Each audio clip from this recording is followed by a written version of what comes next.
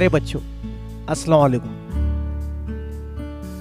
हमारी उर्दू की दरसी किताब 2 हिस्सों पर मुश्तमिल होती है, हिस्से नस्र और हिस्से नज़्म। अक्सर देखा जाता है बच्चा हिस्से नज़्म में आने पर कुछ दिक्कत महसूस करता है, शेर की तफ़हीम में से थोड़ी सी परेशानी का सबब बनती है।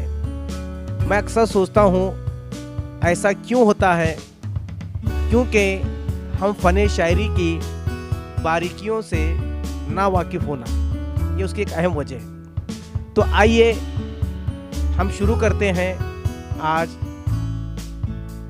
शेर व सुखन की कुछ बारीक बारीक बातों से जो अपने को पता होना ज़रूरी है, ताकि हमको शेर की तफ़हीम में, शेर के समझने में हमको आसानी हो। तो नंबर 1 पर आप देखिए, आप देख रहे हैं स्क्रीन पर आपको कलाम और कलमा। जिस लफ्ज़ के कुछ मानी होते हैं उसे कलमा कहते हैं, और कलमे के ऐसे मजमूए को जिससे पूरी बात समझ में आ जाए उसे कलाम कहते हैं।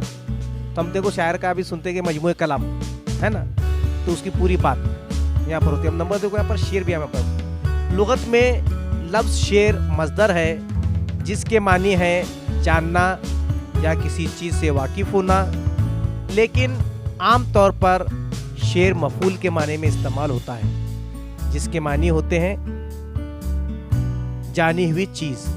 अब नंबर 3 पर देखो, शायरी में हम अक्सर देखते हैं कि भाई जो शेर तख्लीक करता है उसे शायर कहते हैं, और जो नस्र लिखता है उसे हम नस्र निगार या मुसन्निफ हम कहते हैं। नस्र निगार या मुसन्निफ हम उसे कहते हैं। तो भाई शायरी में अक्सर शायर हम लोग नाम सुनते हैं मतला, मक्ता, तखल्लुस, मिसरा। अक्सर ये बातें शायरी के हवाले से अपने उस्ताद जो है बच्चों को ये उनकी ज़ुबान से अदा होते रहते हैं। अब शायर देखो, शायर इसमें फ़ाइल है जिसके मायने है जानने वाला, चूँकि शायर जिन ख्यालात को नज़्म करता है उनसे वाकिफ़ होता है, इस वास्ते शेर कहने वाले को शायर कहते हैं।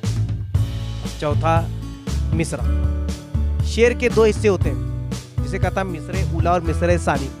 ये 2 मिलाकर एक शेर मुकम्मल होता है। शेर के लिए शर्त है मिसरे उला और मिसरे सानी 2 मिसरों का होना ज़रूरी है।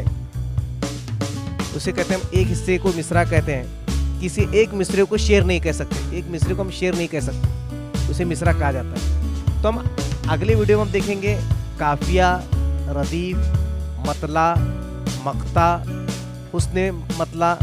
हम अगले वीडियो में इसके बारे में जानेंगे। अल्लाह हाफिज़।